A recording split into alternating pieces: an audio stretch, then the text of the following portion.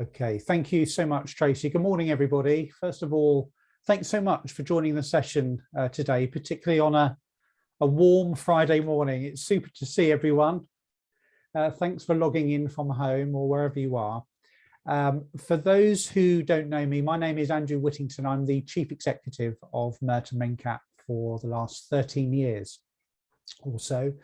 We're very pleased to be talking to you this morning. We've assembled the team. So let me start by showing you what we have in store. So if we can bring the slides up, please, and go to slide number 2.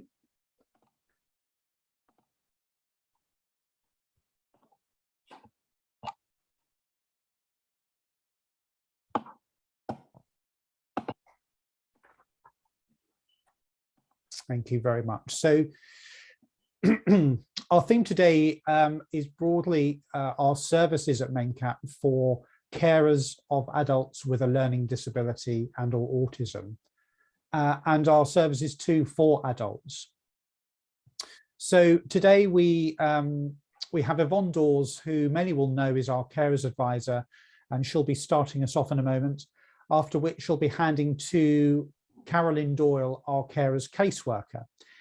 Dymphna Graham, who provides our community facilitator service, will take over therefore at that point, and all three will be explaining their role, how their service works, and how it's accessed. Then it's back to me when I'll be talking about our new travel trainer service for adults and our community cafe, and I'm pleased we have our new travel trainer Jenny Lockett and our cafe manager Abby Herring, who are both on the call, and they'll be saying a few words too. And then finally, it's back to me so I can update you on our services for adults, where we think the gaps are and our hopes for the future at Mencap.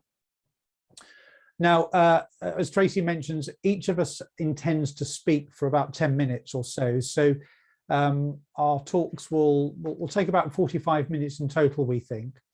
After we've all spoken, I gather we'll adjourn for a short tea break, and then we'll resume perhaps the most vital part, which is the questions and discussion. So if a question occurs to you as one of us is speaking, please save it for that part or pop it in the chat, and Tahina and Tracy will be monitoring that. Finally, we'll be happy to discuss anything with you in the questions part, but as usual, these sorts of events, we won't, of course, be able to discuss specific cases in any detail with you. It's fine if you want to refer to something in the context of a question, but if you need support with a particular situation, we'll be showing contact details of the team today so you can make an appointment. So I hope that all sounds in order and okay with everyone. If it does, I'm pleased to hand over first then to Yvonne Dawes, who will start things off for us. Yvonne. Thank you, Andy. Hello, it's so lovely to see you all this morning. As Carers Advisor here at Merton Mencap, I can support you to continue in your caring role by providing you with a carers assessment. Can we change slides, please? Thank you, Tahina. So what is a carers assessment? Firstly, I'd like to reassure you that this is not an assessment of your ability to care for your family member. Being a carer, as you know, can be very stressful and have an impact on all areas of your life. And the carers assessment, in simple terms, is an opportunity to meet with me and talk about this, and for me to offer you support, information and advice on things that may help. So there are two types of carers assessments. Most carers receive a carer's well-being assessment from me to access support, and this is sufficient. But if your carer's well-being assessment shows that caring for your family members stops you from carrying out household tasks or having a break, and you have absolutely no support in these areas, such as friends and family, or time off from your family member at clubs or activities, or if they go to work, then you're entitled to receive a more detailed full statutory carers assessment to request additional support. Next slide, please, Tina. So who can have an assessment? Under the Care Act of 2015, you're legally entitled to a carers assessment if you are an adult, so you're over 18, and you care for someone who is 18 or over, an adult. You can receive an assessment from me if you are caring for an adult with a learning disability and/or autism, and they may be receiving council services, but they may not be receiving council services, and that's still okay for you to receive a carer's assessment from me. You can be a family member, a neighbour, or a friend, and your cared for person can live with you or they can live elsewhere. You can be performing any kind of regular caring role for that person. So, for example, you may be supporting them in every area of their life at home with you, or just providing them with emotional support and reassurance from afar. You could be helping them to speak to health professionals or managing their finances. Next slide, please. If you feel you benefit from a carer's assessment, please contact me directly here at MenCap. Merton social workers, GP surgeries and other organisations in the borough can also contact me on your behalf to request a carer's assessment for you. I will arrange a time to meet with you to complete your carer's assessment, and this will be either over the phone or in person at our MenCap office in Morden. If I have a waiting list and I am unable to offer you an appointment in the immediate future, I will let you know and call you when an appointment becomes available. But please be reassured that I can answer and advise on any immediate queries that you may have. Your carer's assessment will take approximately 1 hour, and from our discussion, I will think of information and services that could help you. Next slide, please. So how exactly can a carer's assessment help? So from what you have told me, I will connect you to specialist services and information which may help around finances, health, emotional support, or connecting you with others or getting a break. For example, our local Citizens Advice Bureau has a skilled disability advice worker who can support carers and cared for people with PIP appeals. Merton Uplift and Wimbledon Guild offer emotional support and counselling, and Merton Libraries have a laptop lending scheme. I can also provide you with a form and advice to plan for an emergency if you were suddenly unable to continue in your caring role. I can provide you with a grant. Your carer's assessment may show that you would benefit from the carer's discretionary grant. This is a one-off payment to help you maintain your caring role, to be used to support you and not your cared for person. The grant can provide you with either a payment of £200 into your bank account, or alternatively, we can purchase an item up to the value of £300 for you. The grant can be used for a whole range of things. For example, beauty treatments, trips away, meals out, takeaways, paying for a creative course, purchasing a laptop, or maybe gym membership. I can also connect you to other MenCap services. I can ask our carers group coordinator to send you information about our carers trips. Speak to Carolyn, our new carers caseworker, about any specific ways she may be able to help you, or call Dimphna, our community facilitator, to ask her to tell you about community activities, employment, or education for your cared for person that will not only benefit them, but also perhaps provide you with a break. Next slide, please. I thought it would be useful to show you an example of the support I was able to provide to a carer following a carer's wellbeing assessment. I've changed the names to keep people anonymous. So Sarah is mum to Jack, and Sarah is Jack's main carer, and they live together. And Jack is in his 20s with high functioning autism, and Sarah's in her mid-60s. So through the assessment process, Sarah was provided with a £200 grant to fund trips away from the family home to help relieve stress. I referred Sarah to our community facilitator to locate activities for her son, which would help him form friendships, and advise her to encourage her son to receive counselling support from Merton Uplift to manage his low mood. Sarah is living on a very low income, so I put her in touch with our Merton Welfare Benefit Service for a benefit check. Next slide, please, Tahina. So for this reason, she was struggling to pay things like fuel bills, something that's really coming up at the moment for a lot of people, and will so in the future. So I arranged for Sarah to receive an 8-week food parcel delivery service from Don's local action group. And the money she saved from this meant she was able to pay some of her bills. I put her in touch with the energy saving support from Wimbledon Guild's Warm and Well project and Thinking Works. And I also put her in touch with our DWP disability advisor, who was able to support Jack in his application for universal credit. And this resulted in his ability to contribute to overall household costs for Sarah. Finally, I contacted our MenCap Carers caseworker, who was able to help Sarah complete an emergency plan form with information to share with other family members and the Merton Learning Disability team. So that's a very brief overview of what I do as the Learning Disability Carers Advisor here at MenCap. Please contact me if you'd like any further information, and you can find my email address and contact number on our Merton MenCap website. I'll also put some details in the chat function today. Thanks for listening, and I'm going to hand you over now to my colleague, Carolyn. Thank you, Yvonne. Good morning, everyone. As Yvonne says, I'm Carolyn Doyle. I'm the Merton MenCap Learning Disability Carers caseworker, and I've been with them since about January now. Next slide, please, Tahina. Thank you. I have a very clear goal, which is to improve the lives of carers of adults with disabilities and/or autism. It's been a particularly difficult time for carers, as we all know. Their lives have literally been turned upside down, and cared for people's routines have been changed dramatically over the last couple of years.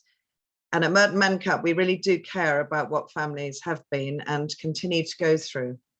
My service has been set up to improve the lives of carers in two main ways.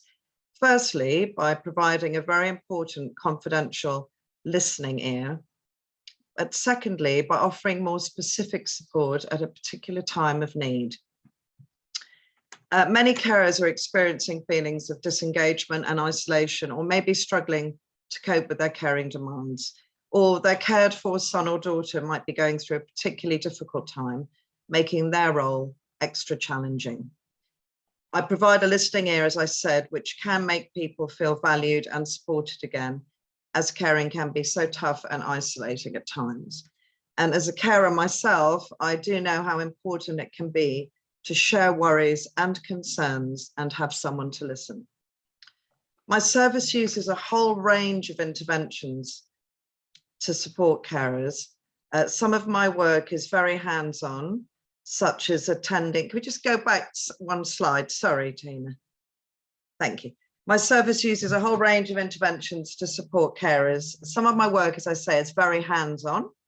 I might go to a meeting with a carer, for example, and other times it might involve signposting them to a local service for more specialist advice. There is a great deal of support out there, but people are often unaware of what services they can access or how to do it. And that's where I come in. I try to link carers up with the help and support they need at a given time. And one of the things I've really found since the pandemic is that communication, through no one's fault, but it's just broken down between carers and services that they really need. So quite a lot of my time has been spent helping them to resurrect these links. For example, by helping them access their respite packages again. As with all our advisory team, our service isn't intended to be a longer term arrangement, but rather the aim is to support people through a particular hurdle or activity at a point in time and to try to move things on for them. And my intention is to empower carers as much as possible so that they have the confidence to do things again after my involvement, to do things for themselves after my involvement. There are a range of local agencies I signpost carers to, and a lot of resources that can guide and help them. Meetings for my carers caseworker service can take place over the phone, via video link, or in person at our office at the Chaucer Centre. That's only 15 to 20 minutes walk from the Civic Centre. My service aims to reach to as many carers in the borough as possible. A bit like Yvonne, as the service is in demand, carers may have to wait a short time to receive support. And it is important to say that we are not an emergency service. Thank you. Next slide, please. An important part of my service is to follow up with carers after they've had an assessment with Yvonne to facilitate a plan she might have put down for them. For example, if a grant's been given to pursue an educational course or to buy a new washing machine, I can help the carer with managing this. Some people may need encouragement to engage back in the local community, especially after the pandemic, and this is understandable. So some of my work recently has involved supporting carers with finding part-time volunteering roles. For example, with Don's Local Action Group as a volunteer, or other local organisations such as Eco-Local, where carers can volunteer as a gardener or at the community allotment. I sometimes source small grants for families from charities or agencies which may make life a lot easier for them.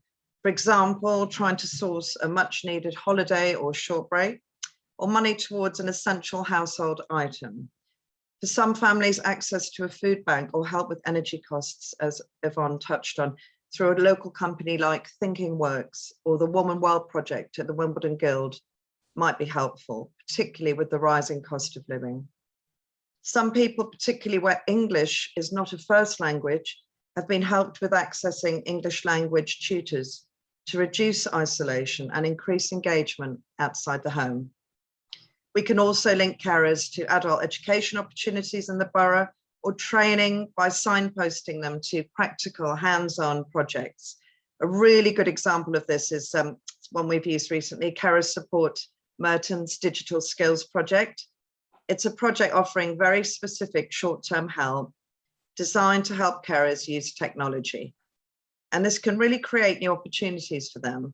For example, we recently helped a carer learn to use Zoom through this service. I can provide on information on where to get help with welfare benefits and where to get support filling in the dreaded forms for, say, universal credit or PIP benefits. I signpost to the Welfare Benefits Advisor, Susie Rollins, and the Merton Citizen Advice Bureau for this. Both of whom, by the way, have trained staff who can help complete benefit forms and who can also provide step-by-step advice on how to make appeals and apply to tribunals. My service also directs people to the local welfare support scheme at Merton, which can consider emergency payments and essential household grants if families meet their criteria. Throughout my advisory work, I work very closely with the learning disability team at Merton and Carer Support Merton as well, and we cross-refer between our teams too. Other ways I support families is by encouraging them to think ahead for their cared for person. This might involve signposting to legal specialists or workshops on financial planning to learn more about these complicated areas such as deputyship, power of attorney, or simply helping them to fill in an emergency plan or hospital passport so their cared for person is secure, whatever happens in the future. It may involve thinking about future living options, such as residential care, supported living for their cared for son or daughter. They're often hard topics to think about, but there's always great relief once these sorts of plans are put in place. Next slide, please. Thanks, Gina.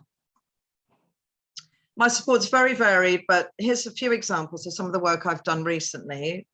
I've referred people to Merton Uplift, who offer great support for mental well-being. This is in the form of free online workshops and counselling.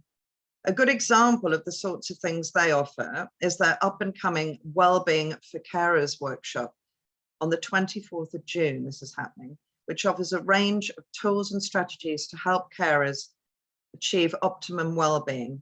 Tahina will be forwarding this flyer with more information after the presentation if anyone's interested.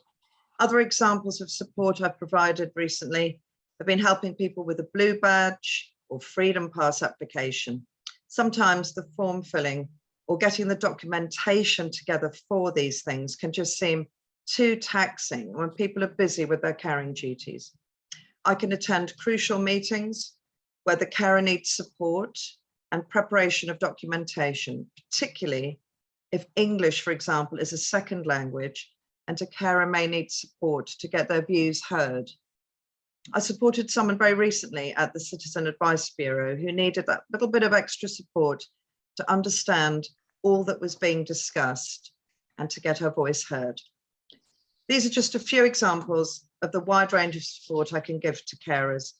Once I've finished working with the family, the good news is that Merton Mancap offers continued support through this Adults First service. Apart from the regular workshops and seminars, this runs events for carers throughout the year too, as Yvonne touched on, like Carers Days Out at the end of each month.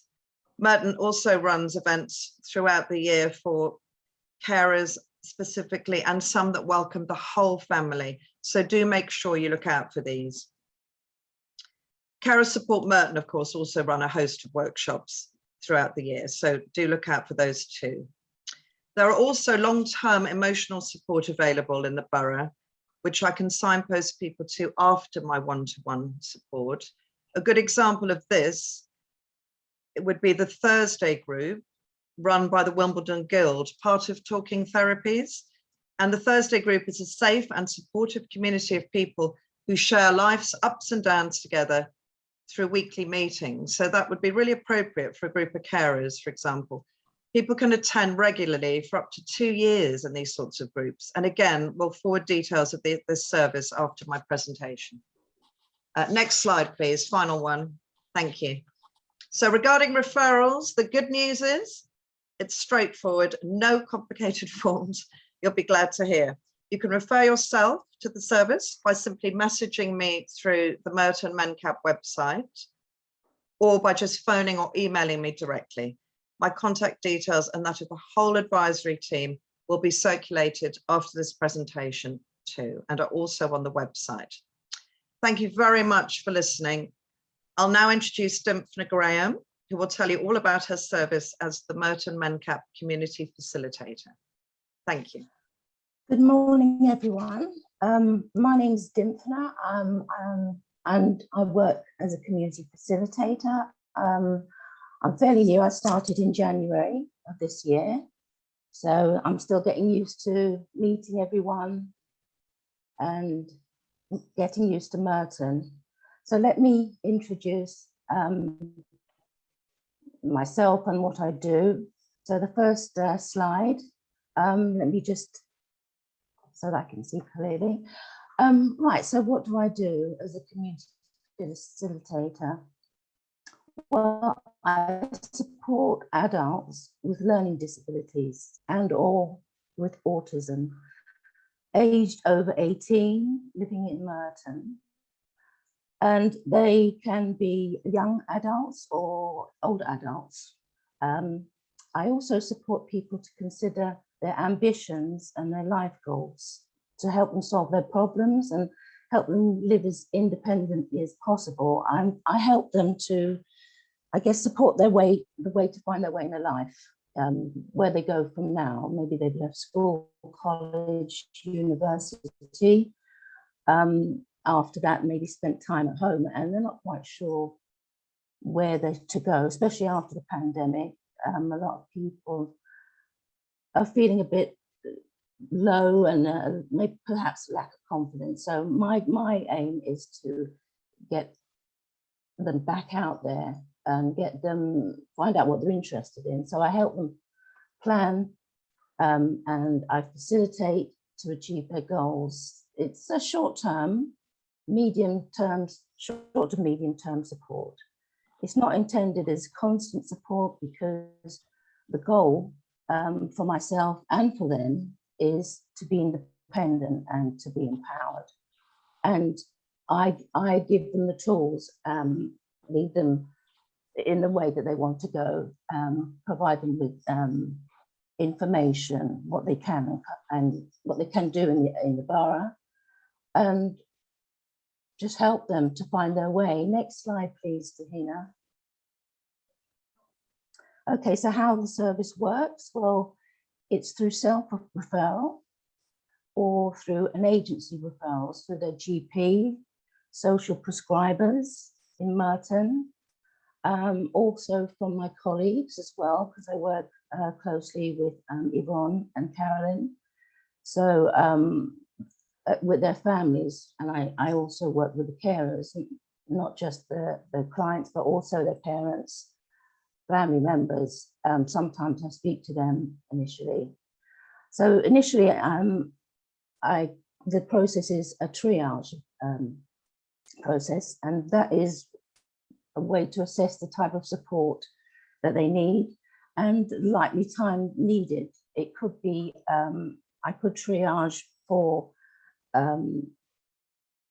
find out straight away what they need, and perhaps I can, during the triage, I can find out where they need to go quite easily, or it may be take a while. So they would go on a waiting list for a short time, a week or two, and then I will continue and meet up with them. So I begin support, place them on a waiting list, give them an indication of time when I will get back to them. So the first meeting takes place with them in person. That's if they wish. Sometimes it's over the phone, initially over the phone, maybe speaking to the carers, and then they will be introduced perhaps later on. So I go through stages. Sometimes I will speak to them straight away. It's person-centered. So I find out their likes, their dislikes, aspirations, find out what's their good days, the bad days, find out their experiences from school, from college, life experiences, how it has been for them and where they want to go. What were the barriers? And there's quite a lot of barriers for clients with learning disabilities. There's quite a few obstacles that they have to overcome, and my role is to help them overcome that. I'm a listening ear, and I help them and make them see that these barriers and obstacles can be overcome. So that's what I do, give them a bit of hope and support them. So the action plan is agreed with them, and the nature of support is provided. So my role is to facilitate them to reach their goals. Next slide, Tahina. Okay, so it's what we do, I connect them with the community. A lot of the time, people in the areas they live in, they don't know what's available to them. And it's getting them back out there. They may know what's available to them, and there's many people that don't. So I help them to discover new hobbies and interests and join new groups and attend outings with Merton Mencap. I help them with their wellness, sports and fitness activities, sort of refer them or signpost them to the Better Gym, the Community Challenge, support them to meet new people and develop friendships. A lot of time that I've spoken to my clients, they feel that they lack in that area of having friendships. And they really want to meet people, like-minded people as themselves. So I help them join activities and inform them what's out there for them. I support them with occupations. Some want to volunteer, some want paid jobs. Many of my clients, they've been through education and then it stops. And the carers also find it difficult because they've been at home and they feel a bit lost and they're not quite sure where to go from there. Maybe they've had a good experience studying, or maybe not. Maybe they've not had a lot of experience studying, depending on the learning disabilities. So I support them and I signpost them to agencies that offer volunteering, Merton Connected, Merton Employability, also the Community Cafe that do vocational training. Sometimes it takes them a while to find their place and what they want to do. So everyone is different. I give them information about the outings and events that are in Merton. And the main thing is I'm listening in as someone to talk over the problems and barriers. And it's quite daunting for them sometimes to speak to a new person. So initially I'd speak to them over the phone, but I really like to meet them face to face. I think it's very important for them and for me, just to get an idea of each other, get a feel of what we want. And it breaks down barriers. It makes it a lot easier for them. Next slide, Talina. Okay, so what other support do I offer? I signpost and refer them to local organisations for out-of-scope support, counselling. I've supported them quite often with counselling for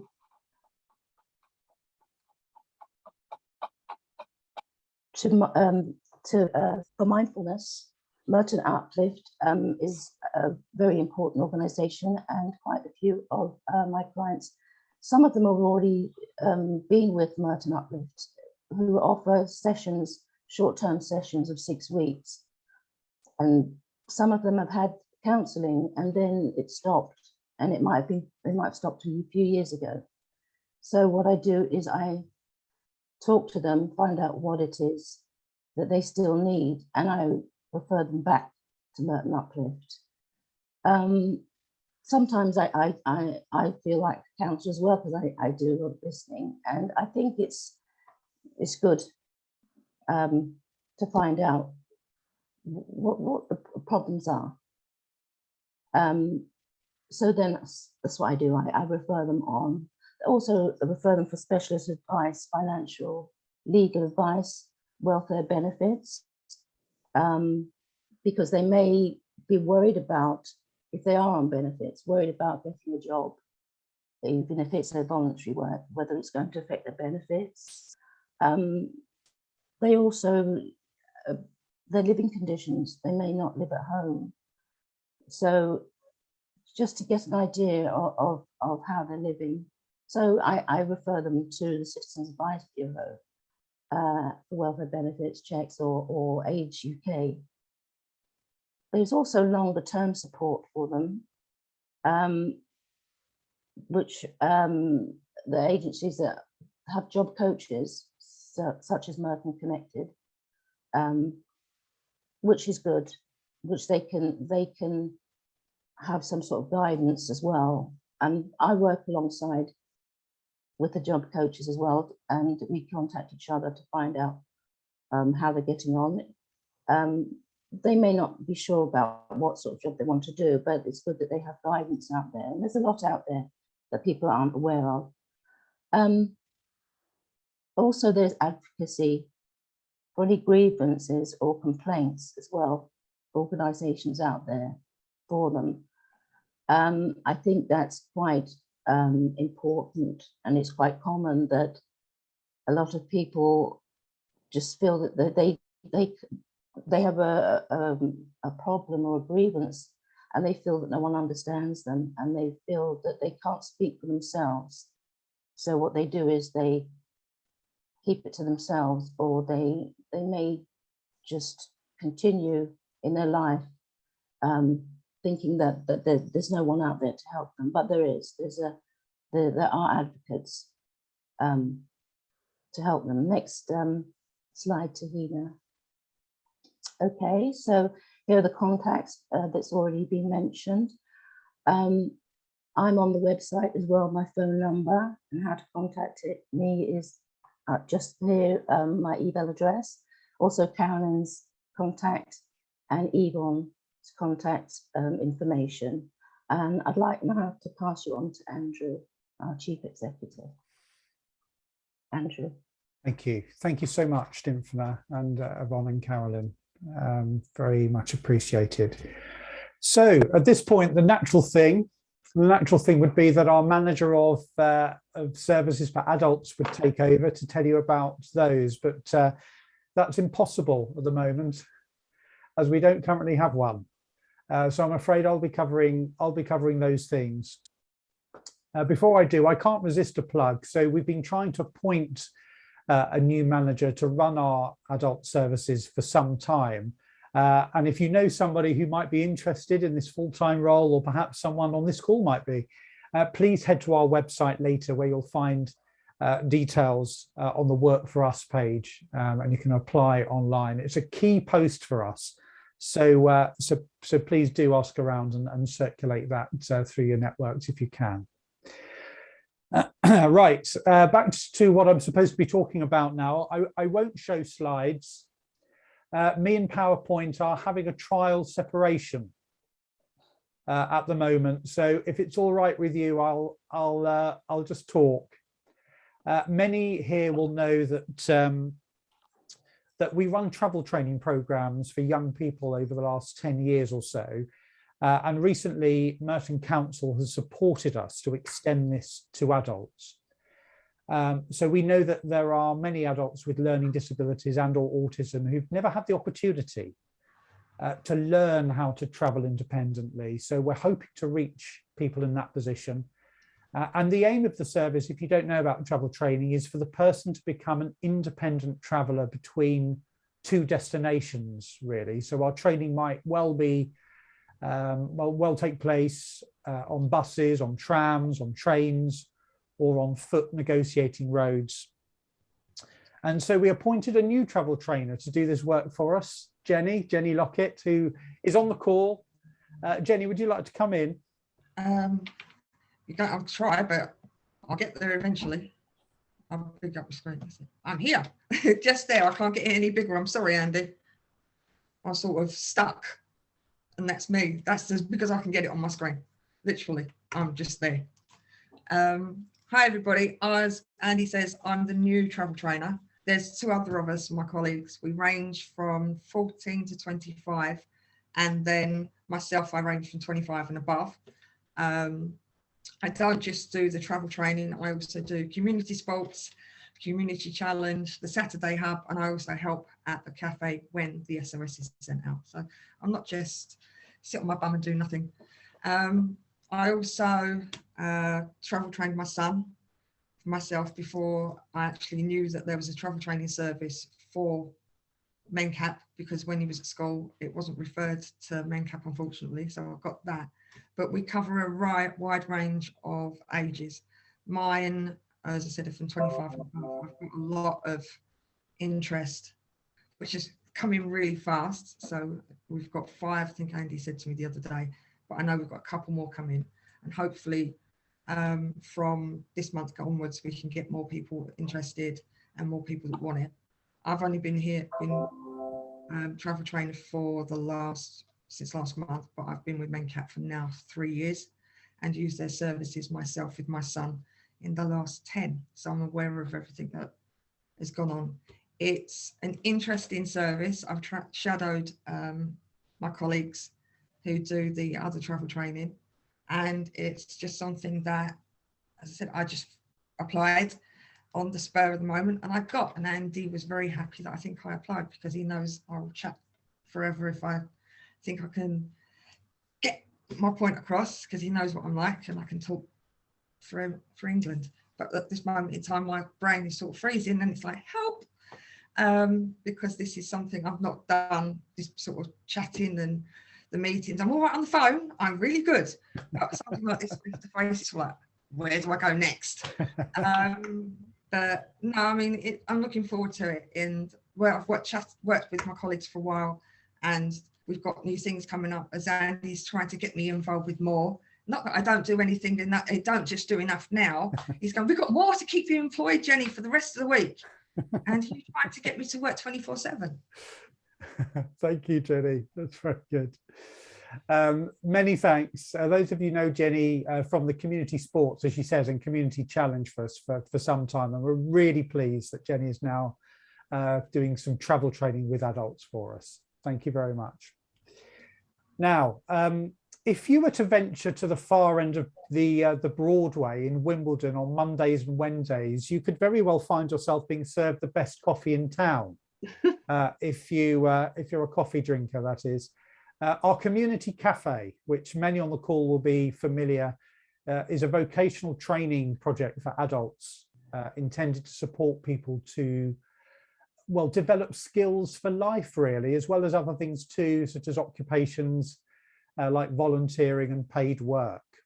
As I mentioned, it runs on Mondays and Wednesdays and serves a healthy lunch menu to the public. I'm very pleased that our cafe manager, Abby Herring, is on the call to say a few words. Abby.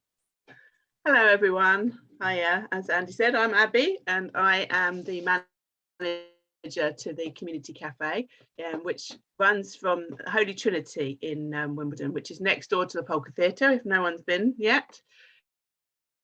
We're open Mondays and Wednesdays only at the moment. You never know as time goes on.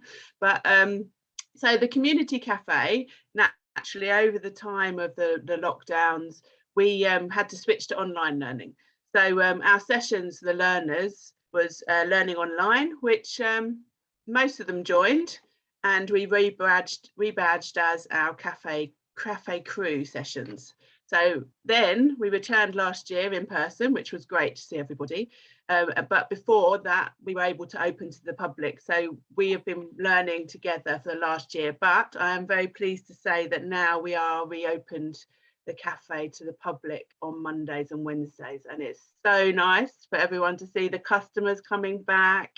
The learners are just having a great time. So it's really great that we've able to open to the public. Each of our sessions on a Monday and Wednesday, we have 10 places. And those people who join us learn to develop their skills for working or in part-time placements or into volunteering if they ever wish to move on. So that's the reasons we're doing these vocational skills. But obviously, of course, this is especially in hospitality. So we're basically doing a lot of food prep and food hygiene. So, and at present, our group are learning to do their level 1 food hygiene altogether, which is great. So we learn skills from serving customers to developing our skills on the till and money skills to the kitchen safety and food hygiene and preparing food for themselves and for others. So our session hours are 9:30 till 2:30 for the learners. And at present, we're open to customers between 10:45 and 1 p.m. Here we offer a range of homemade cakes and scones, plus light lunches such as jacket potatoes, macaroni cheese, quiche and salad. So we do look forward to seeing people come down for lunch. We're still running our cafe services with restrictions, so we're asking our customers on arrival if they're well. We also request customers to wear masks when not at the table. But of course, behind the scenes, we've increased our own measures, cleaning the premises thoroughly before the session. Otherwise, you know, it's free for all. We really would like to welcome as many customers as possible.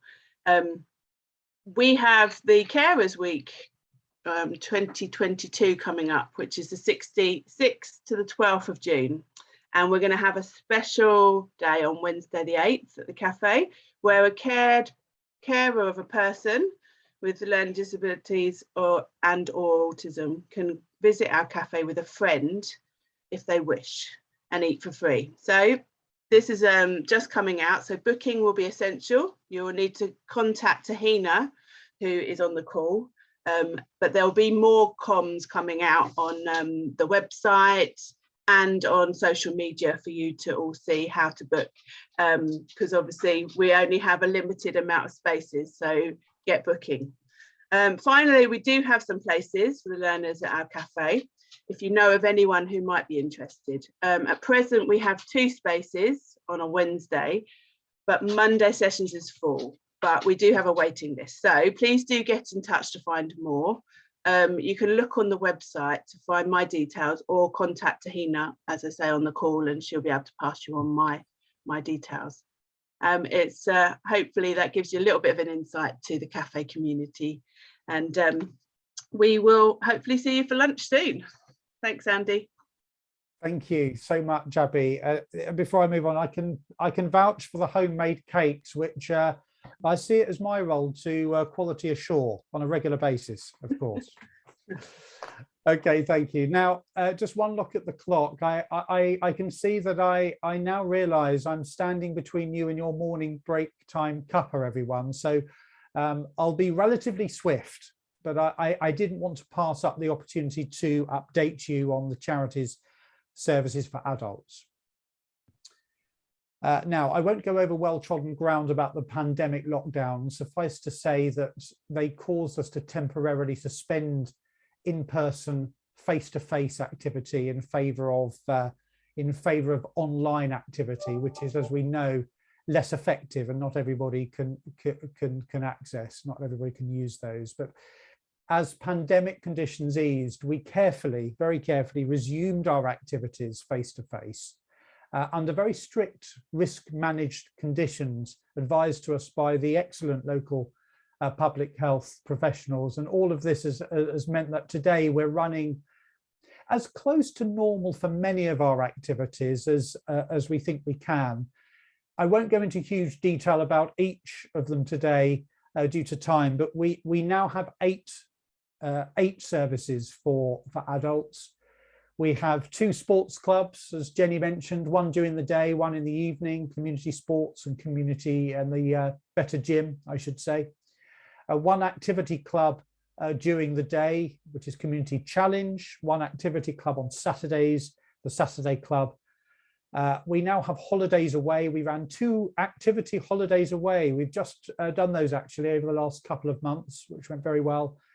We still provide a PA service, a personal assistant service, which we don't really market at the moment. We need a service manager really to develop that, because we know there's a gap in Merton for that particular service. And of course, the 2 community cafe days Abby mentioned, a new travel training service for adults, which Jenny explained, and Dimpfner's community facilitator service. And we also keep running our online Dance Now session at the moment for those who want it. So I think they're enjoyed too.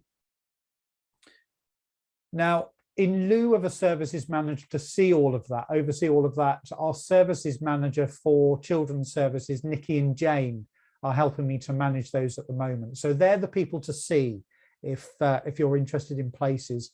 And I know we have places at our community sports and community challenge clubs, but I believe the other activities may be full. But please do register interest for the 2 holidays, which will run next year if you'd like to.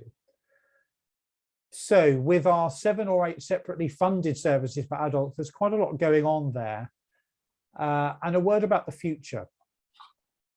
There's no doubt, first of all, that to develop any of our services for adults, we need our services manager, as I've said, which is pretty critical, very critical for us. We cannot entertain the idea, we don't think, of doing more until that particular matter's resolved. But subject to our appointing to that position, our thoughts are these really, that the aims of our projects for adults are to support people to be healthier, safer, to participate in the community, and to develop friendships. It's those 4 outcomes we're really aiming for.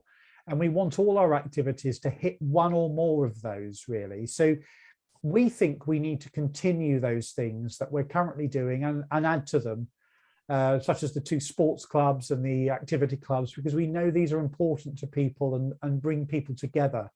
And our evaluations are strong for those services, very strong for those activities. In terms of who we provide for, most of our activities could still be regarded, I think, as being for people with a mild or moderate learning disability and or autism. And the question of whether we provide for people with complex needs can be an oversimplification in some ways, as many of our service users have very complex circumstances. But whatever the case, we do think there's a gap here at MenCap for projects which provide for adults who have complex learning disabilities and care needs. And doing so, of course, means that we need the right premises and the right facilities. You may know for our children and young people services, we hire premises like Passage School, which gives us the facility we need to care for our members with complex needs. So we don't think it's beyond us. And anyway, I'd like to hear your views perhaps in the questions and discussion when we come back after the break on that. But we think there's a gap there which we want to do something about. Over these last 5 years or so, one of our strategic aims at MenCap has been to diversify our funding streams. We've wanted to help the local authority by bringing new funds into Merton, which pay for services which enhance our collective local offer. That's been our aim, really. And our community sports, our community challenge clubs, our holidays away, they're all examples of things that we've been able to get money for independently. And so as we look to the future, we want to continue that, which means that at MenCap, we can decide the type of project we'll run based on what our members, including carers, tell us. And we think by doing this, it's helping the local authority and local health and other agencies, other statutory agencies, by adding to what can be offered to local people. So that is high up on our strategic priorities, i.e. to continue to secure independent funds to do the things that our members tell us they need. So our particular focus at the moment is our new business plan, a draft of which my trustees on the executive committee have agreed. We'll soon publish that, and I hope that might be useful. But finally, just to bring our words to a finish today, we've shown that we now have a much more joined up service, I think, for carers of adults, i.e. a carers assessment service, a carers caseworker service, and of course a forum in Adults First. We're saying that we've been developing our support for adults. We now have 8 projects, sports, activities, holidays, which of course provide a short break. And now Dimphness Community Facilitator Support and Jenny's Travel Training, Abby's Community Cafe. And I'm saying that we seem to have sailed the good ship MenCap through the restrictions of the pandemic. We principally ran online services at that time and quickly launched things like our welfare telephone support service, you may remember, which helped families who we knew have been terribly affected by the COVID-19 pandemic. It's been awful, we know. But that things are rather settling down for us now, and we're operating more normally. And finally, as I've mentioned, what we think we should continue and what we have aspirations to do is to develop the sort of projects that promote safety and health and community participation and friendships. And we're going to turn our resources to doing that. So at the 27th of May, 2022, that's Merton MenCap. Thank you so much for listening. We do look forward to your questions and discussion. And I'll hand you back to the chairs, Tracy and Tahina. Thank you. Thanks, Anne. And then when we come back,